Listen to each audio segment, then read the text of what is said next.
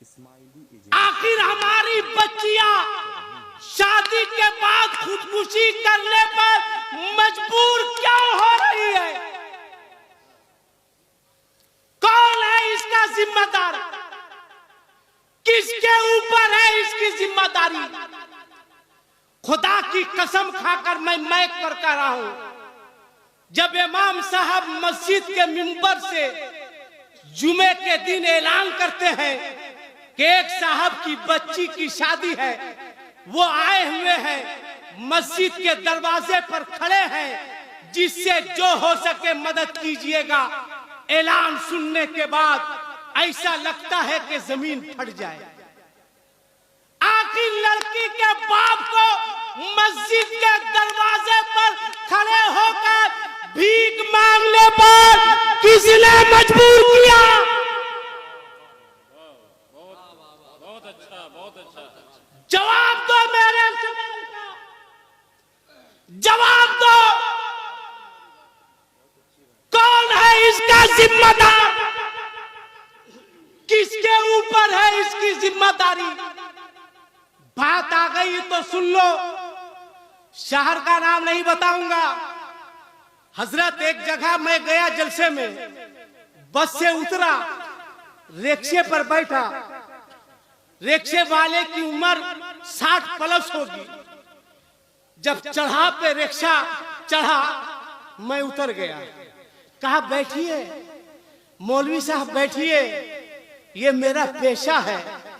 मुझको पता नहीं था कि वो मुसलमान है कि हिंदू है।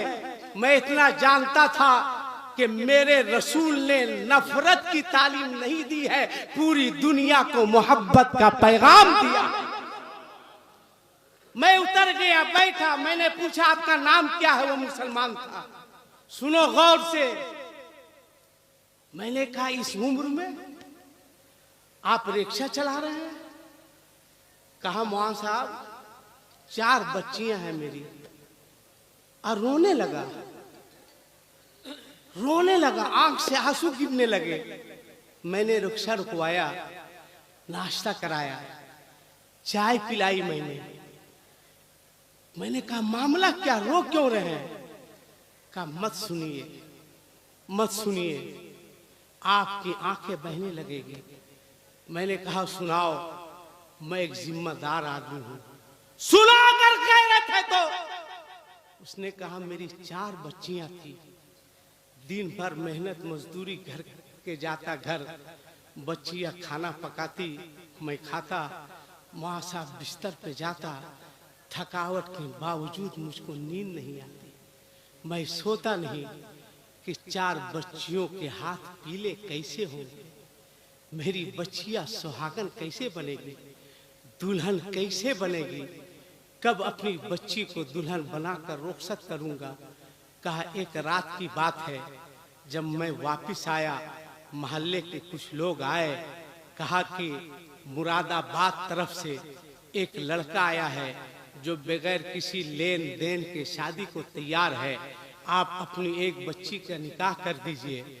मैं भी खुश हुआ, बाजार गया, अपनी लियाकत के हिसाब से, हैसियत के हिसाब से मैं कपड़े लाया, बेटी के लिए भी, बेटा के लिए भी। मेरी बेटी दुल्हन बनी, निकाह हुआ।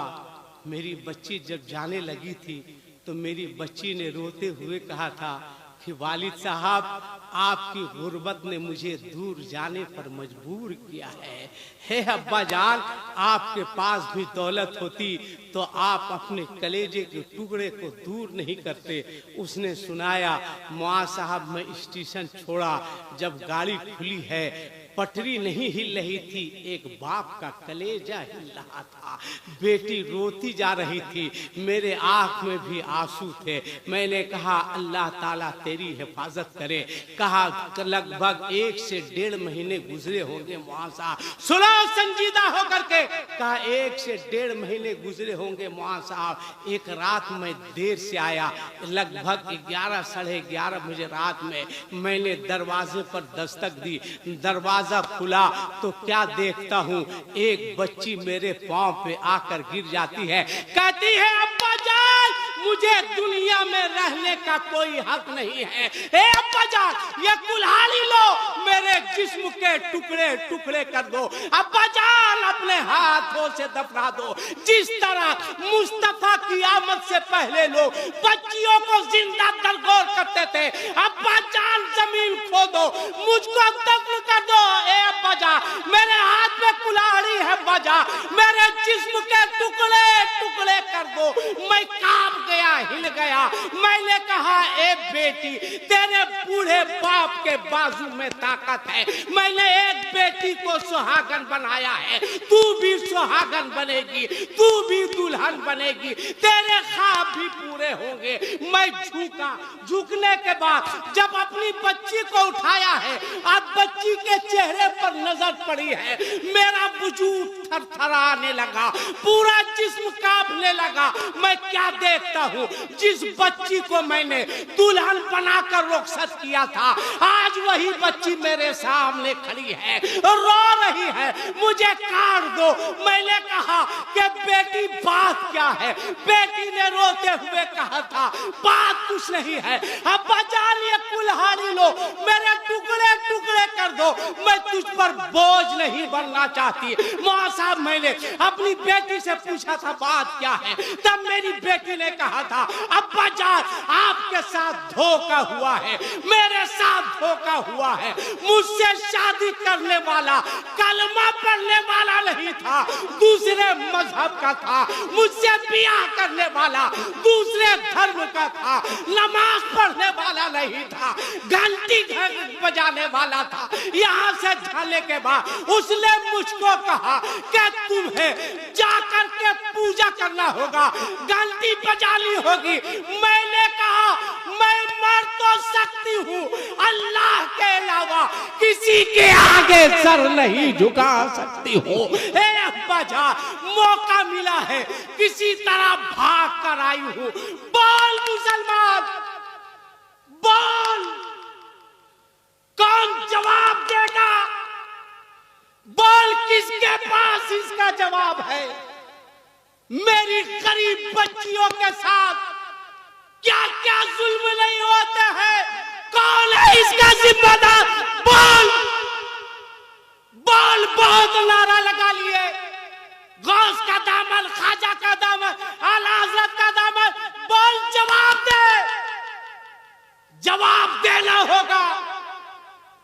बोलो, कल कयामत के मैदान में ये गरीब बच्चियां अगर अपने आका की बारगाह में जाकर अर्ज करे, या रसूल अल्लाह, वमा अरसलनाका इल्ला रहमतल लिल आलमीन, अल्लाह ने आपको सारी कायनात के लिए रहमत बनाकर भेजा था।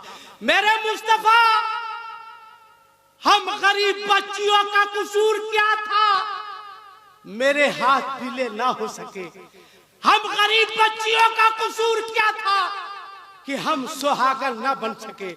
हम गरीब बच्चियों का कसूर क्या था कि हमारे घर शादी के तराने ना गाए जा सके? मेरे मुस्तफा, ये नारा लगाने वाले लोग हैं, ये जलसा करने वाले लोग हैं, ये 12 रबीउल अव्वल को जुलूस निकालने वाले लोग हैं, 11वीं वाले लोग हैं। मेरे आका, मेरे बाप के पास इतनी जमीन नहीं थी कि जमीन बेचकर इन लोगों की कीमत लगा सके। मेरे बाप के पास इतनी दौलत नहीं थी कि वो उस पैसे के जरिए मेरे हाथ को पीले कर सके। बोल मुसलमान, क्या जवाब दोगे अपने मुस्तफा को? कौन सा चेहरा लेकर जाओगे? बोल, मैं गलत बोल रहा हूं या सही? अरे मैं गलत बोल रहा हूं या सही? बोलो, जोर से बोलो, गलत या सही? क्या जवाब दोगे? क्या जवाब दोगे?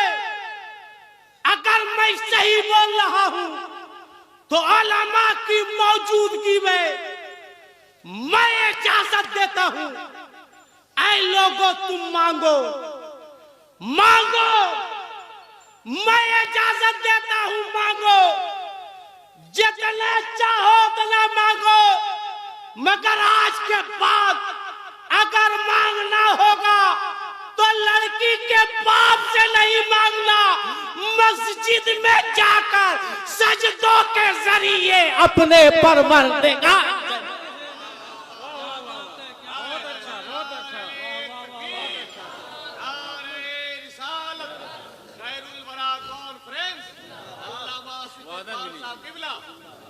बाल अगर बात सही है तो इतने बड़े मजमे में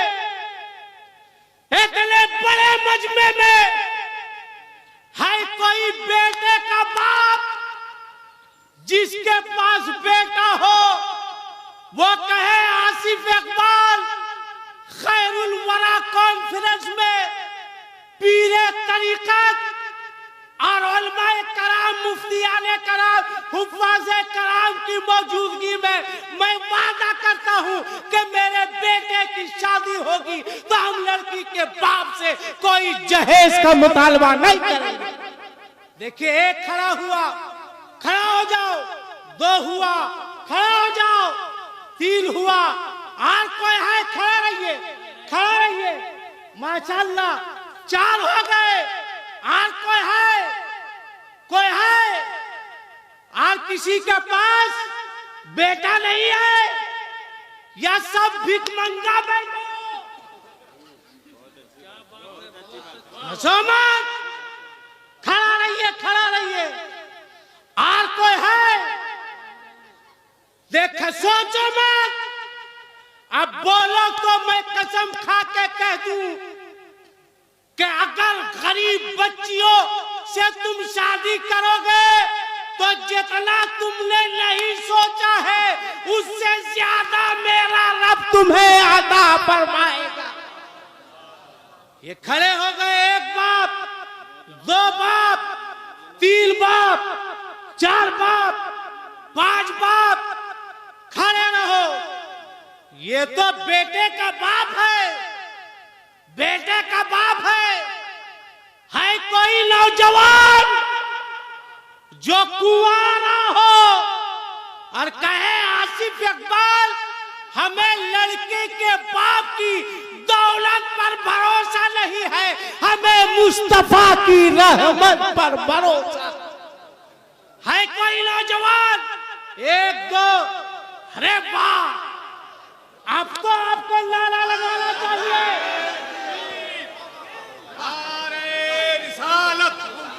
नारे रिसालत, खैरुल वरा कॉन्फ्रेंस, इस्लाहे मुआशरा, मज़हबे इस्लाम, नौजवानाने इस्लाम, अल्लामा आसिफ इकबाल साहब किबला, नारे तकबीर, नारे रिसालत। बैठ जाओ, अब इजाजत दो तो एक शेर पढ़े। अरे बोलो ना भाई, तरन्नुम से पढ़े। जी। अच्छा, ये लड़का लोग हाफिज लोग नहीं खड़ा हुआ इसीलिए तुम लोग का हाफिज बनाया था। इसमें से जो कुमारा है खड़ा हो, क्या हम लोग नहीं लगे? खड़ा। अरे आप करो यार। नारे तकबीर, नारे रिसालत, मजहबे इस्लाम, नारे तकबीर, जश्न दस्तारबंदी, नारे तकबीर। बहुत अच्छा, आप 100% कामयाब। हैरत है, दुनिया का 8वां अजूबा ये आदमी कब शादी करेगा रे बाप? या इलाही रहम फरमा मुस्तफा के वास्ते, या रसूल अल्लाह खुदा के वास्ते। अब एक शेर मैं पढ़ूं तरन्नुम से। अगर हिम्मत है, चैलेंज है मेरा, हिम्मत है तो मेरे तरह अजमत भागलपुरी पढ़ के दिखा दे। या हसन साहब कहाँ गए?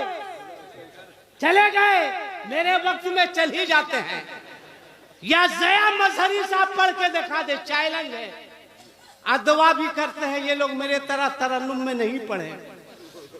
जो भी जलसा उसे मिल रहा है, खत्म। अब आप सुनो, जिन लोगों ने कहा है कि हम मुतालबा नहीं करेंगे, चाहे लड़का हो या बाप हो, कोई कहे मांगो, कहना बेवकूफ। हम खैरुल वरा कॉन्फ्रेंस में बाजारे मदीना में बिक चुके हैं। वाह वाह वाह, माशाअल्लाह, बहुत हो बहुत। को गवाह बनाकर पीरे तरीकत जैसे लोगों की मौजूदगी में अल्लामा खालिद साहब, अल्लामा अंजद साहब, अल्लामा हसरत आजम साहब, ये दो नाम रख रहे, इनको कौन बोला करे भाई? बड़ी दिक्कत हो रही है ना। ये हसरत भी बोलो, इतना नहीं बोल सकेंगे हम आपके बारे में, एक के नाम बोलेंगे, दो नाम क्या रखे आप? इन लोगों की मौजूदगी में कहना दुनिया में कोई ऐसा सिक्का नहीं बना है जो नबी के गुलाम की कीमत। वाह वाह वाह वाह, बहुत खूब बहुत खूब, माशाअल्लाह माशाअल्लाह। कहे मांगो, आना जियाल मुस्तफा साहब के पास का हुजूर किससे मांगे? ये कहेंगे हमसे क्या पूछ रहे हो? सदरे जलसा से पूछने में डर लग रहा है, जा सदर साहब से पूछो। सदर साहब से कहोगे कि किससे मांगे, हुजूर देता कौन है? सदरे जलसा कहेंगे हमसे क्या पूछते हो, आला हजरत से पूछ लो ना जाकर के कि आखिर देता कौन है। तब आला हजरत फरमाएंगे कि कौन देता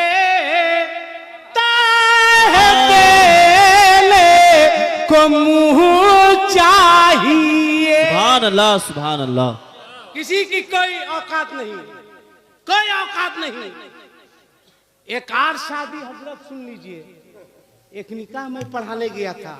अक्सर देखिएगा लड़का जब घर से निकलता है, तैयार हुआ तो ऐसे रुमाल रखेगा, पहले मुंह छुपाएगा, उसके बाद सेहरा से छुपाएगा।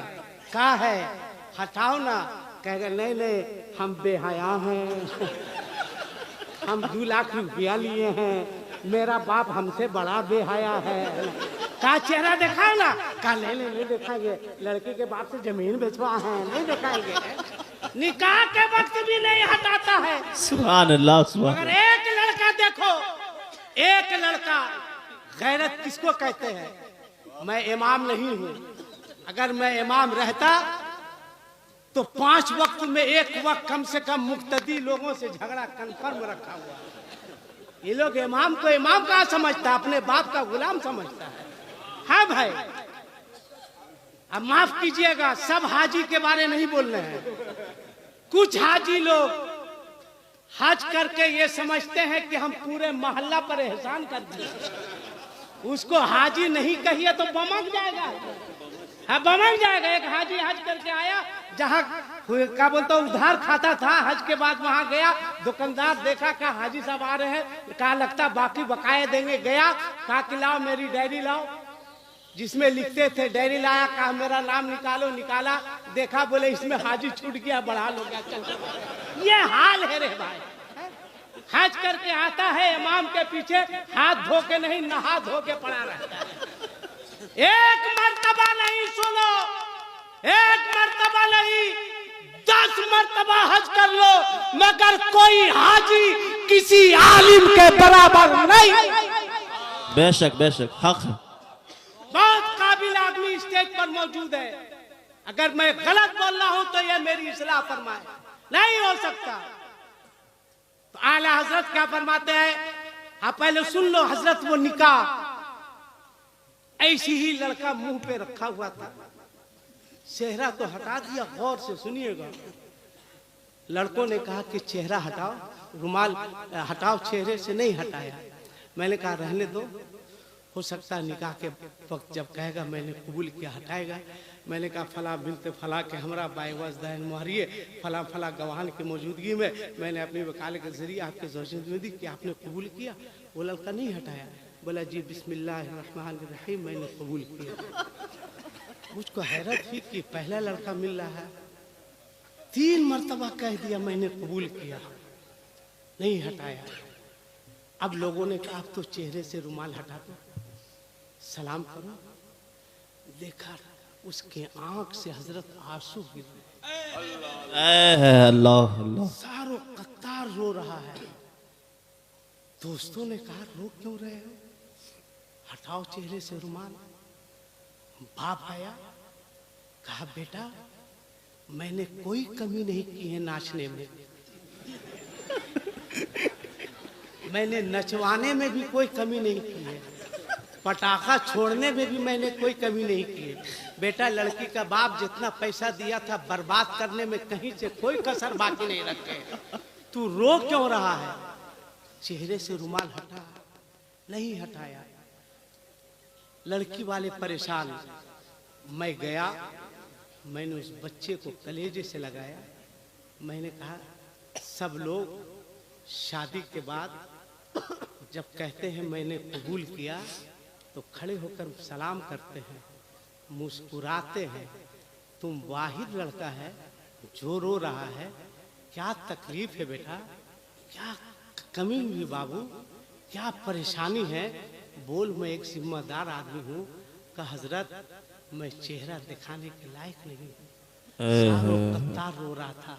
मैंने कहा क्या बात है, कहा मेरे बाप ने जहेज के लिए लड़की के बाप को खेत बंधक रखकर 2 लाख रुपए रिश्वत पे लेने पर मजबूर किया है। इसलिए मैं रो रहा हूँ कि आज जब अपना चेहरा दुनियादार को नहीं दिखा सकता तो महशर में अपने परवरदिगार को कैसे दिखाऊंगा।